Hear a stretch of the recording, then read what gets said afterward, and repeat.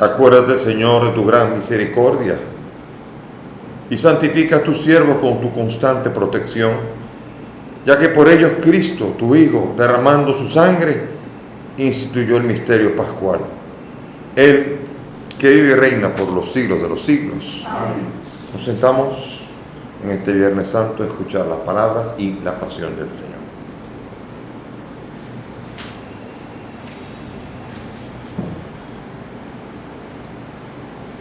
Lectura del libro de Isaías. Mirad, mi siervo tendrá éxito, subirá y crecerá mucho. Como muchos se espantaron de él, porque desfigurado no parecía hombre, ni tenía aspecto humano. Así asombrará a muchos pueblos. Ante él los reyes cerrarán la boca, al ver algo inenarrable y contemplar algo inaudito. ¿Quién creyó nuestro anuncio?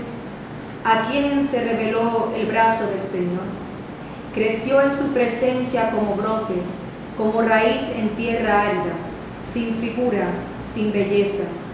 Lo vimos sin aspecto atrayente, despreciado y evitado de los hombres, como un hombre de dolores, acostumbrado a sufrimientos, ante el cual se ocultan los rostros, despreciado y desestimado. Él soportó nuestros sufrimientos y aguantó nuestros dolores. Nosotros lo estimamos leproso, herido de Dios y humillado. Pero Él fue traspasado por nuestras rebeliones, triturado por nuestros crímenes. Nuestro castigo saludable cayó sobre Él. Sus cicatrices nos curaron. Todos errábamos como ovejas, cada uno siguiendo su camino. Y el Señor cargó sobre él todos nuestros crímenes. Maltratado, voluntariamente se humillaba y no abría la boca. Como cordero llevado al matadero, como oveja ante el esquilador, enmudecía y no abría la boca. Sin defensa, sin justicia, se lo llevaron. ¿Quién meditó en su destino? Lo arrancaron de la tierra de los vivos. Por los pecados de mi pueblo lo hirieron. Le dieron sepultura con los malvados y una tumba con los malhechores, aunque no había cometido crímenes ni hubo engaño en su boca. El Señor quiso triturarlo con el sufrimiento y entregar su vida como expiación. Verá su descendencia, prolongará sus años. Lo que el Señor quiere prosperará por su mano. Por los trabajos de su alma verá la luz. El justo se saciará de conocimiento. Mi siervo justificará a muchos, porque cargó con los crímenes de ellos. Le daré una multitud como parte, y tendrá como despojo una muchedumbre, porque expuso su vida a la muerte y fue contado entre los pecadores. Él tomó el pecado de muchos e intercedió por los pecadores. Palabra de Dios. Te alabamos, Señor. Al salmo vamos a responder: Padre, a tus manos encomiendo mi espíritu. Padre, a tus manos encomiendo mi espíritu. A ti, Señor, me acojo, no quede yo nunca defraudado. Tú que eres justo, ponme a salvo. A tus manos encomiendo mi espíritu, tú, el Dios leal, me librarás. Padre, a tus manos encomiendo mi espíritu. Soy la burla de todos mis enemigos, la irrisión de mis vecinos, el espanto de mis conocidos. Me ven por la calle y escapan de mí. Me han olvidado como un muerto, me han desechado como un cachorro inútil. Padre, a tus manos encomiendo mi espíritu. Pero yo confío en ti, Señor. Te digo, tú eres mi Dios. En tu mano están mis azares. Líbrame de los enemigos que me persiguen. Padre, a tus manos encomiendo mi espíritu. Haz brillar tu rostro sobre tu siervo. Sálvame por tu misericordia. Sed fuertes y valientes de corazón los que esperáis en el Señor. Padre, a tus manos encomiendo mi espíritu.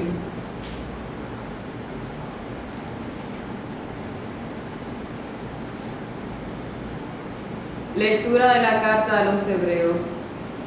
Hermanos, mantengamos la confesión de la fe, ya que tenemos un sumo sacerdote grande, que ha atravesado el cielo, Jesús, Hijo de Dios.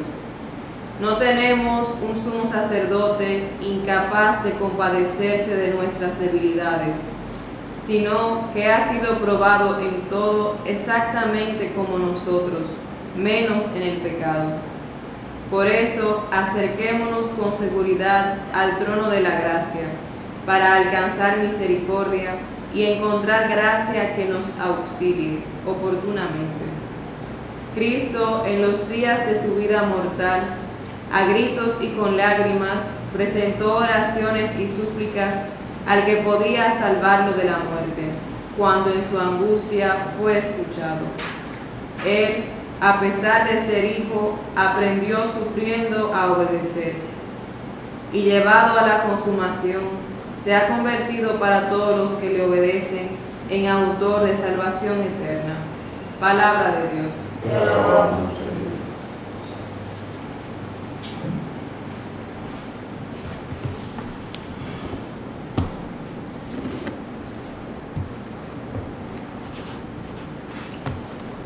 Pasión de nuestro Señor Jesucristo según San Juan.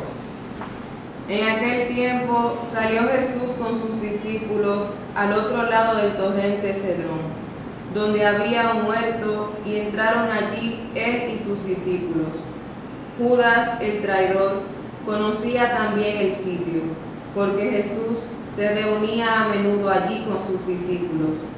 Judas entonces, tomando la patrulla y unos guardias de los sumos sacerdotes y de los fariseos, entró allá con faroles, antorchas y armas. Jesús, sabiendo todo lo que venía sobre él, se adelantó y les dijo: ¿A quién buscan? Le contestaron. A Jesús el Nazareno. Les dijo Jesús. Yo soy. Estaba también con ellos Judas, el traidor. Al decirles yo soy, retrocedieron y cayeron a tierra. Les preguntó otra vez. ¿A quién buscan? Ellos dijeron. A Jesús el Nazareno. Jesús contestó. Les he dicho que soy yo. Si me buscan a mí, dejen marchar a estos. Y así se cumplió lo que había dicho: no he perdido a ninguno de los que me diste. Entonces Simón Pedro, que llevaba una espada, la sacó e hirió al criado del sumo sacerdote, cortándole la oreja derecha. Este criado se llamaba Malco. Dijo entonces Jesús a Pedro: Guarda la espada.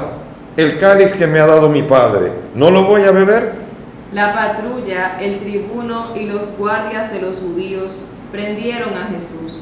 Lo ataron y lo llevaron primero a Anás, porque era suegro de Caifás, sumo sacerdote aquel año.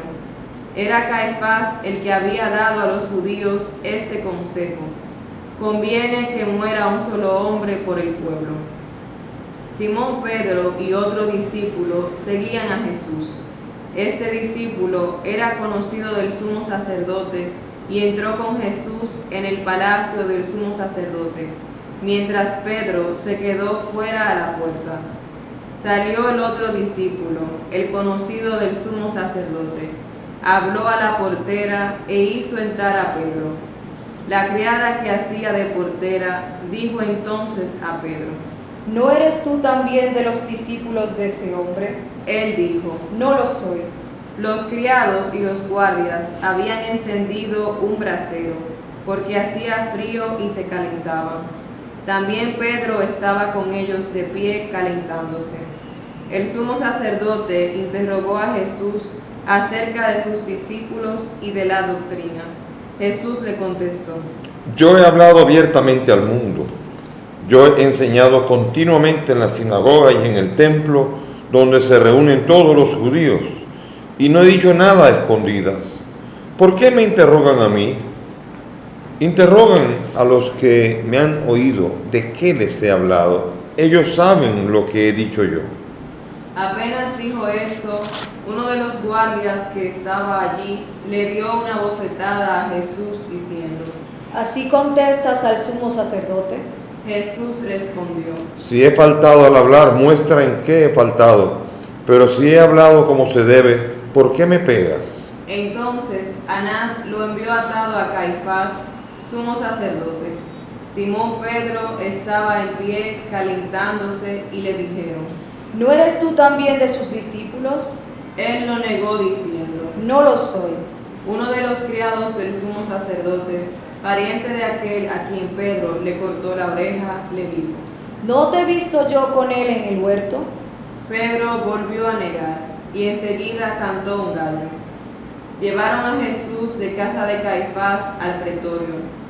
Era el amanecer y ellos no entraron en el pretorio para no incurrir en impureza y poder así comer la Pascua.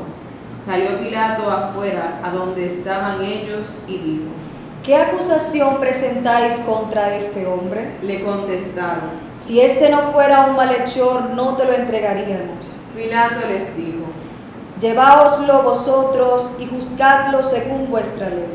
Los judíos le dijeron: No estamos autorizados para dar muerte a nadie. y así se cumplió lo que había dicho Jesús, indicando de qué muerte iba a morir. Entró otra vez Pilato en el pretorio, llamó a Jesús y le dijo: ¿Eres tú el rey de los judíos? Jesús le contestó. ¿Dices esto por tu cuenta o te lo han dicho otros de mí? Pilato replicó: ¿Acaso soy yo judío? Tu gente y los sumos sacerdotes te han entregado a mí. ¿Qué has hecho? Jesús le contestó: Mi reino no es de este mundo. Si mi reino fuera de este mundo, mi guardia habría luchado para que no cayera en manos de los judíos. Pero mi reino no es de aquí. Pilato le dijo: ¿Con que tú eres rey? Jesús le contestó: Tú lo dices, soy rey. Yo para eso he nacido y para eso he venido al mundo, para ser testigo de la verdad. Todo el que es de la verdad escucha mi voz. Pilato le dijo: ¿Y qué es la verdad? Dicho esto, salió otra vez a donde estaban los judíos y les dijo: Yo no encuentro en él ninguna culpa. Es costumbre entre vosotros que por Pascua ponga a uno en libertad. ¿Queréis que os suelte al rey de los judíos? Volvieron a gritar: A ese no, a Barrabás. el tal Barrabás era un bandido. Entonces Pilato tomó a Jesús y lo mandó a azotar. Y los soldados trenzaron una corona de espinas, se la pusieron en la cabeza y le echaron por encima un manto color púrpura. Y acercándose a él le decían: Salve, rey de los judíos. y le daban bofetadas. Pilato salió otra vez afuera y les dijo: Mirad, os lo saco afuera para que sepáis que no encuentro en él ninguna culpa. Y salió Jesús afuera, llevando la corona de espinas y el manto color púrpura. Pilato les dijo: Aquí lo tenéis. Cuando lo vieron, los sumos sacerdotes y los guardias gritaron: Crucifícalo, crucifícalo. Pilato les dijo: Lleváoslo vosotros y crucificadlo, porque yo no encuentro culpa en él. Los judíos le contestaron: Nosotros tenemos una ley, y según esta ley tiene que morir, porque se ha declarado hijo de Dios. Cuando Pilato oyó estas palabras, se asustó aún más, y entrando otra vez en el pretorio, dijo a Jesús: ¿De dónde eres tú? Pero Jesús no le dio respuesta. Y Pilato le dijo: ¿A mí no me hablas? ¿No sabes que tengo autoridad para soltarte y autoridad para crucificarte? Jesús le contestó: No tendrías ninguna autoridad sobre mí si no te la hubieran dado de lo alto. Por eso el que me ha entregado a ti tiene un pecado mayor. Desde este momento Pilato trataba de soltarlo, pero los judíos gritaban: Si sueltas a ese, no eres amigo del César. Todo el que se declara rey está contra el César. Pilato entonces, al oír estas palabras, sacó afuera a Jesús y lo sentó en el tribunal, en el sitio que llaman el Enlosado. Era el día de la preparación de la Pascua, hacia el mediodía. Y dijo Pilato a los judíos: Aquí tenéis a vuestro rey. Ellos gritaron. Fuera, fuera, crucifícalo. Pilato les dijo: A vuestro rey voy a crucificar. Contestaron los sumos sacerdotes: No tenemos más rey que al César. Entonces se lo entregó para que lo crucificaran. Tomaron a Jesús y él, cargando con la cruz, salió al sitio llamado de la calavera, que en hebreo se dice Gólgota, donde lo crucificaron, y con él a otros dos, uno a cada lado y en medio Jesús. Y Pilato escribió un letrero y lo puso encima de la cruz. En él estaba escrito: Jesús el Nazareno, el Rey de los judíos. Leyeron el letrero muchos judíos, porque estaba cerca el lugar donde crucificaron a Jesús, y estaba escrito en hebreo, latín y griego. Entonces los sumos sacerdotes de los judíos dijeron a Pilato: No escribas el Rey de los judíos, sino este ha dicho: soy el Rey de los judíos. Pilato les contestó: Lo escrito, escrito está. Los soldados, cuando crucificaron a Jesús, cogieron su ropa haciendo 4 partes, una para cada soldado, y apartaron la túnica. Era una túnica sin costura, tejida toda de una pieza de arriba abajo, y se dijeron: No la rasguemos, sino echemos a suerte a ver a quién le toca. Así se cumplió la escritura: se repartieron mis ropas y echaron a suerte mi túnica. Esto hicieron los soldados. Junto a la cruz de Jesús estaban su madre, la hermana de su madre, María la de Cleofás y María la Magdalena. Jesús, al ver a su madre y cerca al discípulo que tanto quería, dijo a su madre: Mujer, ahí tienes a tu hijo. Luego dijo al discípulo: Ahí tienes a tu madre. Y desde aquella hora el discípulo la recibió en su casa. Después de esto, sabiendo Jesús que todo había llegado a su término, para que se cumpliera la escritura, dijo: Tengo sed. Había allí un jarro lleno de vinagre, y sujetando una esponja empapada en vinagre a una caña de hisopo, se la acercaron a la boca. Jesús, cuando tomó el vinagre, dijo: Está cumplido. E inclinando la cabeza, entregó el espíritu. Los judíos entonces, como era el día de la preparación, para que no se quedaran los cuerpos en la cruz el sábado, porque aquel sábado era un día solemne, pidieron a Pilato que les quebraran las piernas y que los quitaran. Fueron los soldados, le quebraron las piernas al primero y luego al otro que habían crucificado con él. Pero al llegar a Jesús, viendo que ya había muerto, no le quebraron las piernas, sino que uno de los soldados con la lanza le traspasó el costado, y al punto salió sangre y agua.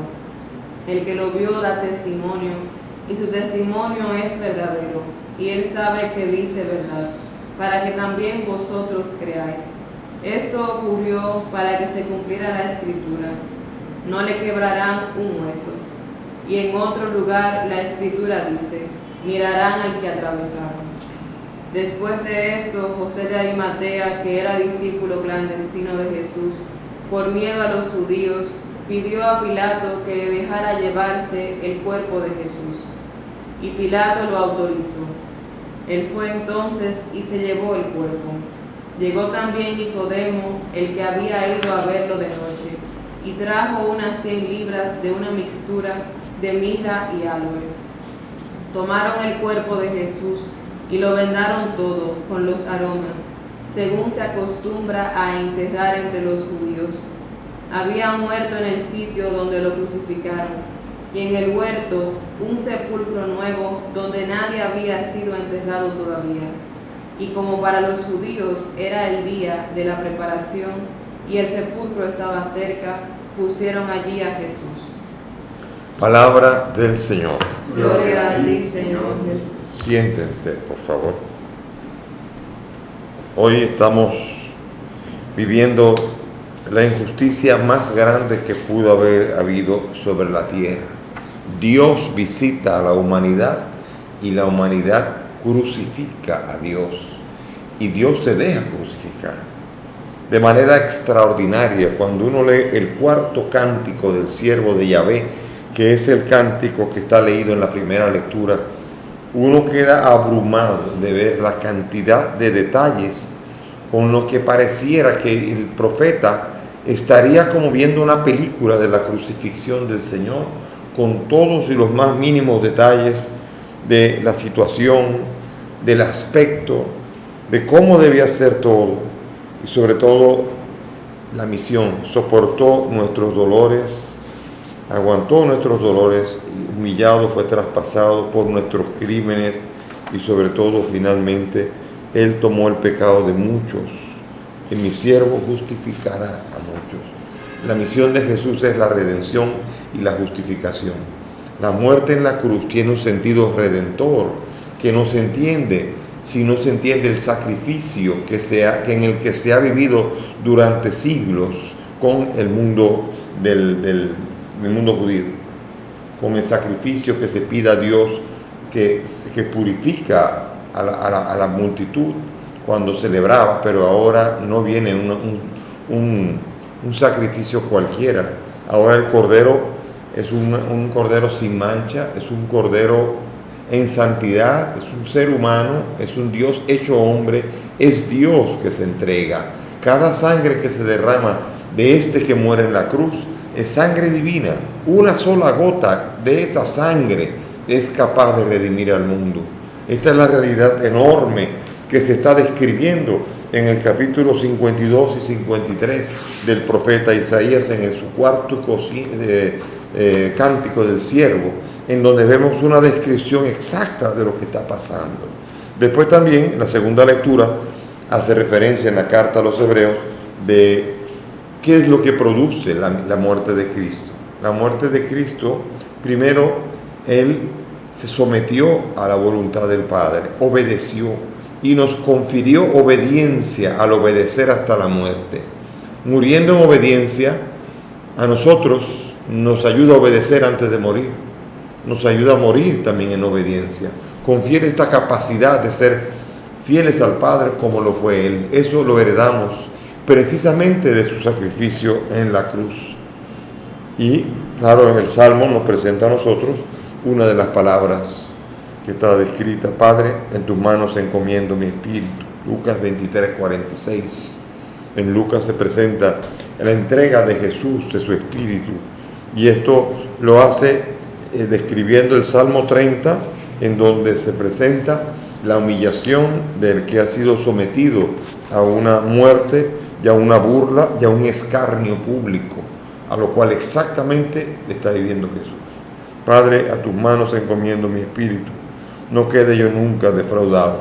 Estas son las palabras cuando en un salmo uno dice, aquí se usan términos diferentes: a ti, Señor, me acojo. Y Padre, en tus manos encomiendo mi espíritu es una forma griega de decir el Salmo 30. Cuando alguien decía el Salmo, la primera frase, uno estaba queriendo aludir al Salmo entero. Dios mío, ¿por qué me has abandonado? Uno dice, oh, pero Jesús se sintió abandonado. No, Jesús recitó el Salmo 22, que también describe de una manera extraordinaria la pasión del Señor, como lo hace el Salmo 30. Y con solo decir una primera frase bastaba. Es como que yo dijera de repente ahora, el Señor es mi pastor, nada me falta. Y todo el mundo, el que conoce el Salmo, dice, está evocando el pastor, al buen pastor. Y así, por eso Jesús en dos ocasiones hace mención a salmos, haciendo referencia al contexto que está viviendo y dando a entender que en él se está cumpliendo ese salmo que se transforma en un salmo profético que anuncia el abandono y sobre todo la encomienda y la confianza que el Hijo Jesús tiene con el Padre. Y después la pasión según San Juan. Me parece que todavía hoy día, con todos los computadores que existen, sería bastante difícil tratar de construir desde una perspectiva histórica una persona que vivió lo que vivió y que con ello haya cumplido 350 profecías del Antiguo Testamento en ese momento. Es impresionante ver la vida de Jesús, cómo es el pleno cumplimiento de todo lo que en el Antiguo Testamento se había prometido. Todas las promesas están cumplidas en el Señor y sobre todo en este momento de la pasión. En este momento de la pasión, en donde un traidor, uno de los suyos. Tiene que vivir no solamente la pasión, tiene que vivir la traición de su amigo querido, uno de sus queridos amigos, a los que le dijo que ya no le llamaba siervo sino amigo.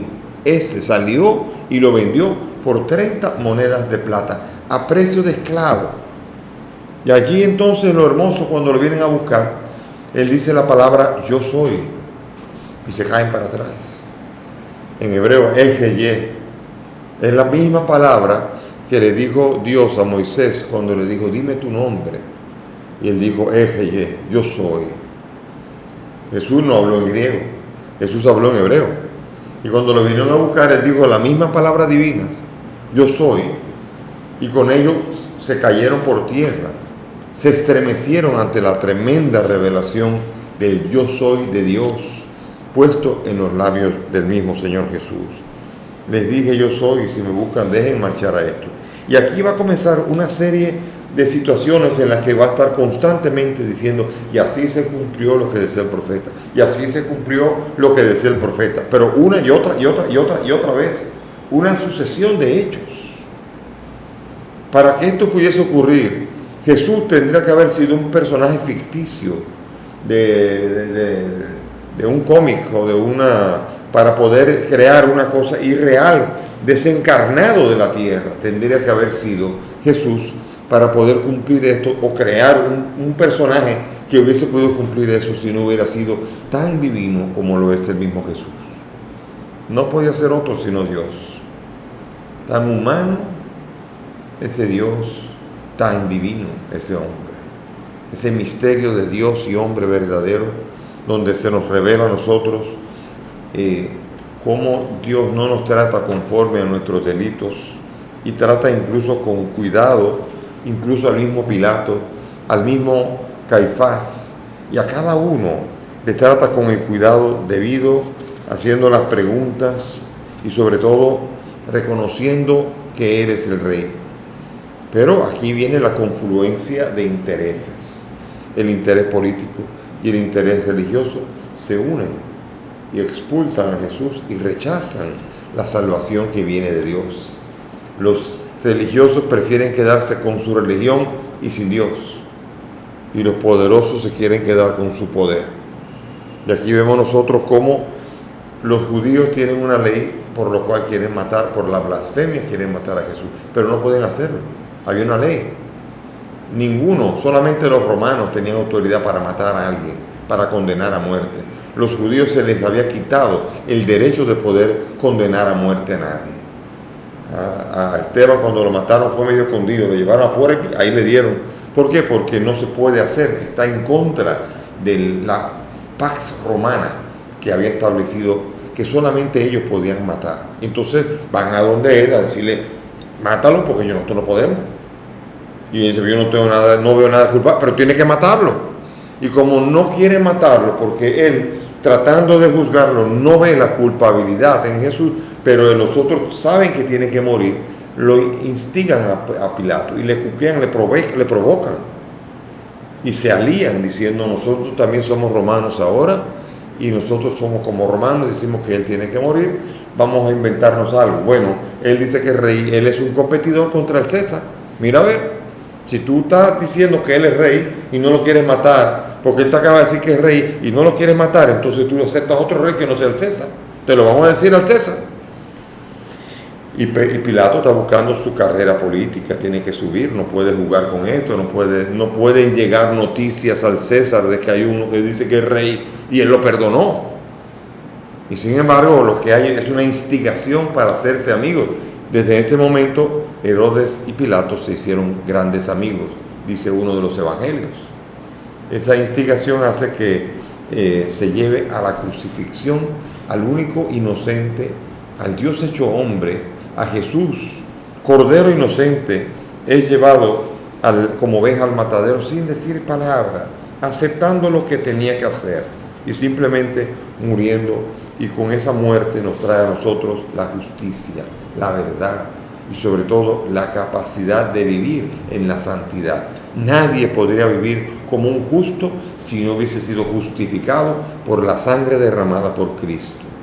Cristo Jesús, con su sacrificio en la cruz, nos libera del poder del pecado, nos quita ese peso enorme y ese ejercicio de autoridad que tenía el pecado sobre nosotros, y desde que aceptamos el sacrificio de Cristo en la cruz, entonces nosotros experimentamos la verdadera libertad por medio del bautismo. Somos justificados. ¿Qué quiere decir justificado? Aquí hay una palabra muy importante. Justificados significa aquí transformados verdaderamente en justos. ¿Quién es el justo? El que cumple la ley. El que cumple la ley es el justo. ¿De dónde viene la palabra justificación y justicia? Viene de la palabra hebrea tzedakah. Tzedakah significa una palabra de comparación entre lo que debería ser y lo que es, se parece. Por ejemplo, si yo tengo un colmado y alguien me pide a mí 2 kilos de sal y yo le doy 1.5, ahí no hay tzedakah. ¿Por qué? Porque lo que debería ser 2 y 1.5 está muy lejos. Ahí no hay tzedakah, no hay justicia. Ahora, si me piden 2 kilos de sal y yo le doy 2.1 o 1.9, ahí hay justicia, porque lo que debe ser y lo que es se parece. Entonces, aquí el justo es el que está en comparación con la ley, que es lo que debe ser, y el justo es el que vive lo que la ley le está pidiendo. Ese es el justo. Y nadie puede vivir la justicia por culpa del pecado. Pero ahora el Señor nos hace ese proceso que se llama, en el tiempo es complicado, en el tiempo hebreo es un histik. Nos causó salvación, es decir, nos confirió la justicia. Nosotros que éramos pecadores nos transforma en auténticamente justos. El pecador no cumple la ley, el impío no cumple la ley, pero ahora la sangre de Cristo me transforma en un justo que puedo cumplir la ley. ¿Entienden? Eso es justificar. En la discusión con los hermanos separados, sobre todo con Lutero, la justicia era solamente en latín se decía simul justus et peccator, como si fuera un justo, pero es un pecador. Nadie puede dejar de ser pecador. Y entonces para Lutero el hombre va a ser, es y será siempre un pecador. Y simplemente por declaración Dios lo declara justo, aunque sigue siendo un pecador. La doctrina bella cristiana desde el principio y lo que promulga la Iglesia Católica es que la muerte de Cristo confiere al hombre una transformación de su vida, y la vida puede ser una vida de justicia, realmente justo. Si el sacrificio de Cristo toca mi vida, me transforma en justo, y el testimonio lo hacen la pléyade de santos y santas en la Iglesia que han sabido dejar de ser pecadores y enamorados de Cristo vivieron la santidad. La santidad es posible. Por eso para Lutero y para los seguidores de Lutero no quiere saber de los santos, porque los santos son igual de pecadores que los demás. ¿Por qué? Porque nadie es justo. Sin embargo, nosotros creemos que los santos son aquellos que han recibido la redención de Cristo y la han vivido en su vida y han vivido la santidad. Y la santidad es posible. Santa María es posible. Los protestantes dicen es una pecadora. San Francisco de Asís, Santo Domingo, pero todos, San Pablo, San Pedro, santos, y dicen son pecadores. Qué pena que esa declaración hace que me hacen pasar el examen siendo yo un bruto. Me dicen a mí que saqué 90, no me siento yo verdaderamente que paso un examen, cuando simplemente yo sigo siendo un estúpido, pero me hacen pasar como por declaración, me dan un 90. Así también es el pecador, que simplemente sigue siendo un pecador, pero lo declararon como si pasó, como si fuera un santo. Eso es una declaración, o sea, muy pobre. Esa es la obra de Cristo, es muy pobre, es simplemente una firma que nos da para que nosotros, siguiendo siendo la misma porquería que éramos antes de la venida suya, lo seguimos siendo. Imagínense qué pobreza. ¿A qué vino entonces? A declararnos. Nos podía haber mandado un fax entonces y bastaba. Sin embargo, no fue así. La muerte de Cristo no es solamente para declararnos. La muerte de Cristo confiere al que recibe las gracias que vienen de esa muerte la capacidad de vivir la santidad. Por eso Jesús dice, sean santos como es santo el Padre del cielo. O en otro lugar, sean perfectos como es perfecto el Padre del cielo. Él va a esperar de nosotros obras de justicia, ya no las obras de la ley. Ya ahora lo que nos justifica Es la fe en Jesucristo que nos confiere capacidad de vivir las obras de la justicia, las obras de la caridad, ya no las obras de la ley.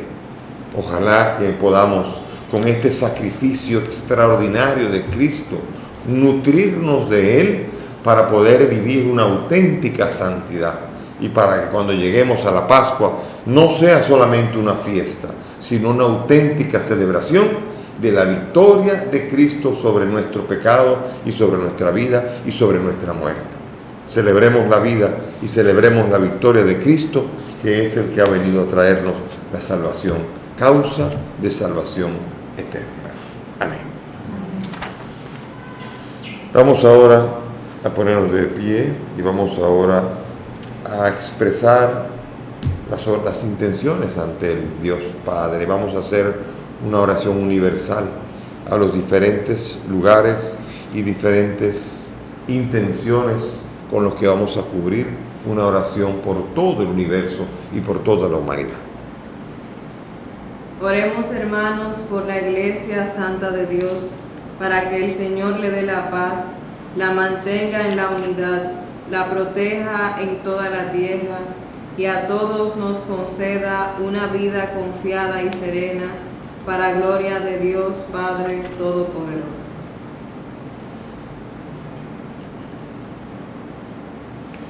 Dios Todopoderoso y Eterno, que en Cristo revelaste tu gloria a todas las naciones, conserva la obra de tu misericordia para que tu iglesia extendida por toda la tierra persevere con fe inquebrantable en la confesión de tu nombre. Por Jesucristo nuestro Señor. Amén. Oremos también por nuestro Santo Padre, el Papa Francisco, para que Dios, que lo llamó al orden episcopal, lo asista y proteja para bien de la Iglesia como guía del pueblo santo de Dios.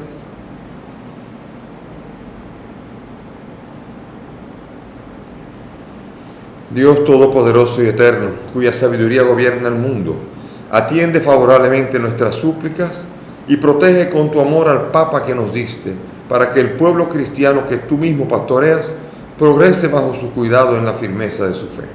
Por Jesucristo nuestro Señor. Amén.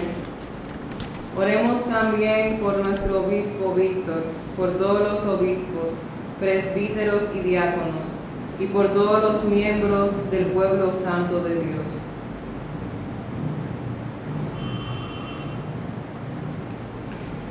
Dios Todopoderoso y Eterno, que con tu Espíritu santificas y gobiernas a toda la Iglesia, escucha nuestras súplicas por tus ministros, para que con la ayuda de tu gracia te sirvan con fidelidad. Por Jesucristo nuestro Señor. Amén. Oremos también por los catecúmenos, para que Dios nuestro Señor les ilumine interiormente, les abra con amor las puertas de la Iglesia, y así encuentren en el bautismo el perdón de sus pecados y la incorporación plena a Cristo nuestro Señor.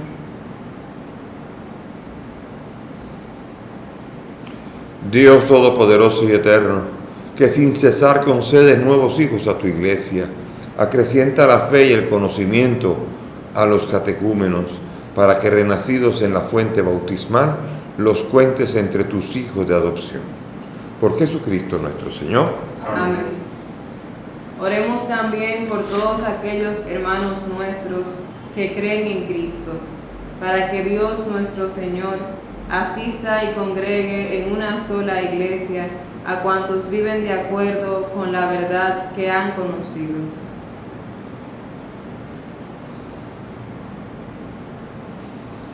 Dios Todopoderoso y Eterno, que reúnes a los que están dispersos y los mantienes en la unidad, mira benignamente la grey de tu Hijo, para que a cuantos están consagrados por el único bautismo, también los una la integridad de la fe y los asocie el vínculo de la caridad. Por Jesucristo nuestro Señor. Amén. Oremos también por el pueblo judío, el primero a quien Dios habló desde antiguo por los profetas, para que el Señor acreciente en ellos el amor de su nombre y la fidelidad a la alianza que selló con sus padres.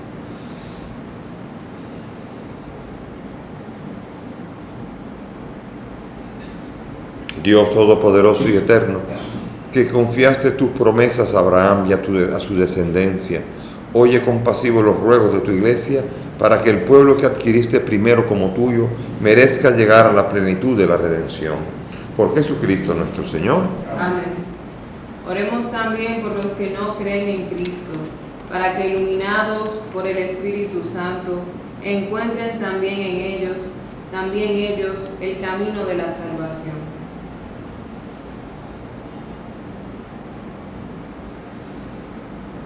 Dios Todopoderoso y Eterno, concede a quienes no creen en Cristo que caminando en tu presencia con sinceridad de corazón encuentren la verdad, y a nosotros concédenos crecer en el amor mutuo y en el deseo de comprender mejor los misterios de tu vida, a fin de que seamos testigos cada vez más auténticos de tu amor en el mundo.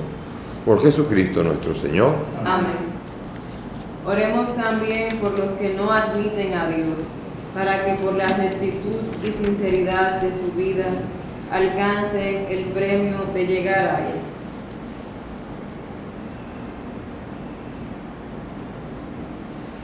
Dios Todopoderoso y Eterno, que creaste a todos los hombres para que deseándote te busquen y encontrándote descansen en ti, concédenos que en medio de las dificultades de este mundo, al ver los signos de tu amor y el testimonio de las buenas obras de los creyentes, todos los hombres se alegren al confesarte como único Dios verdadero y Padre de todos. Por Jesucristo nuestro Señor. Amén. Oremos también por los gobernantes de todas las naciones, para que Dios nuestro Señor, según sus designios, les guíe en sus pensamientos y decisiones hacia la paz y libertad de todos los hombres.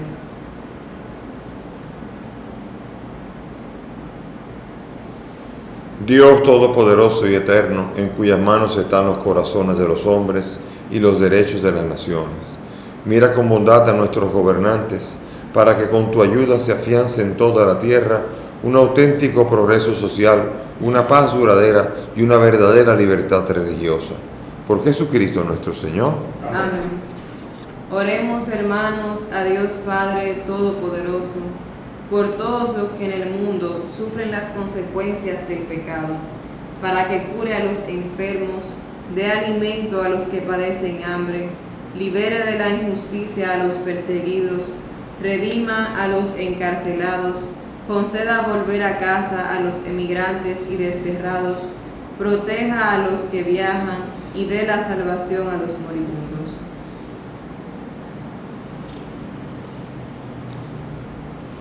Dios Todopoderoso y Eterno, consuelo de los afligidos y fortaleza de los que sufren, escucha a los que te invocan en su tribulación, para que todos experimenten en sus necesidades la alegría de tu misericordia. Por Jesucristo nuestro Señor. Amén. Hemos terminado las intenciones, vamos ahora al momento culminante de la celebración en donde vamos a adorar la Santa Cruz. Hay gente que no entiende la adoración de la Santa Cruz. ¿A quién es que se adora? Al que está en la cruz, al que estuvo en la cruz y al que por medio de esa cruz nos ha salvado. Oh cruz gloriosa, ¿cómo has sido tú la que has llevado al madero, has llevado sobre ti al Salvador del mundo? Que la cruz, símbolo de la redención, nos ayude a experimentar siempre la libertad eterna.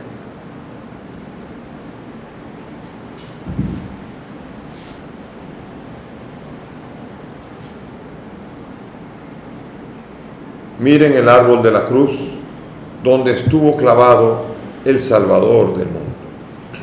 Vengan a adorar.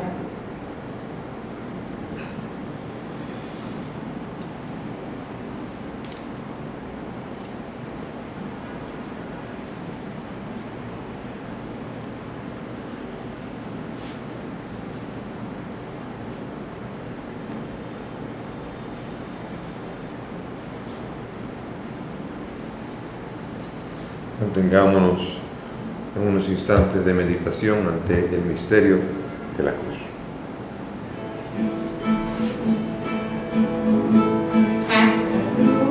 Cruz gloriosa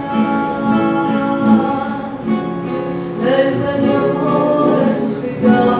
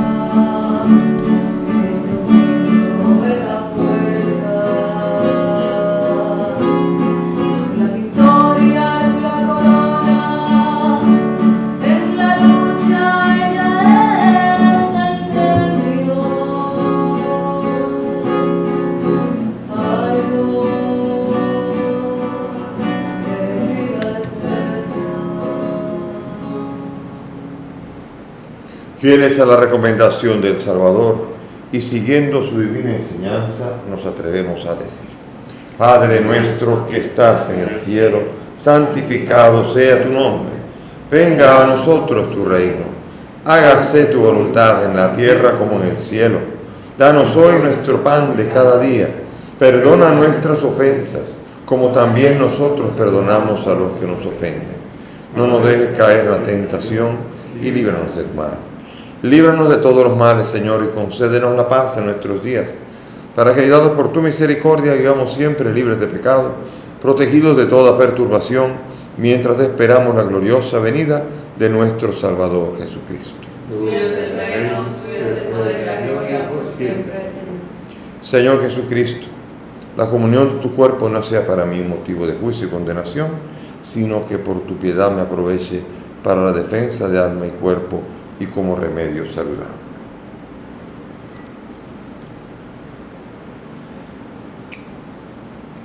Este es el Cordero de Dios, que quita el pecado del mundo. Dichosos nosotros los invitados a la cena del Señor. Señor, no soy digno de que entres en mi casa, pero una palabra tuya estará para siempre.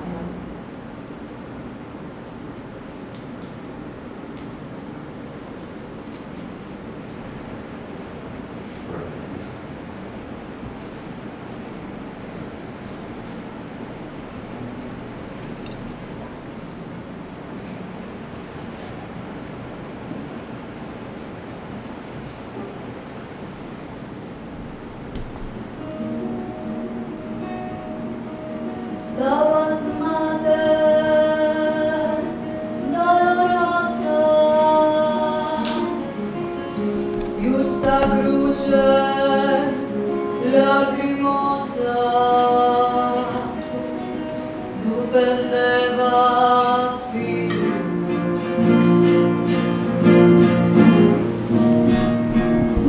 Stabat Mater dolorosa,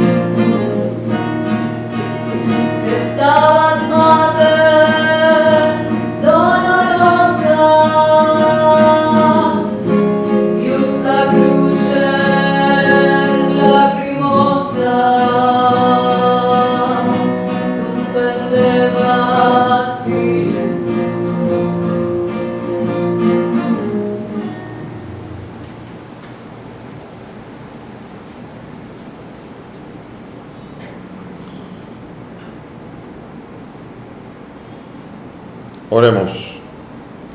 Dios Todopoderoso y Eterno, que nos has redimido con la gloriosa muerte y resurrección de tu Hijo Jesucristo, prosigue en nosotros la obra de tu misericordia, para que mediante nuestra participación en este misterio permanezcamos dedicados a tu servicio. Por Jesucristo nuestro Señor. Amén.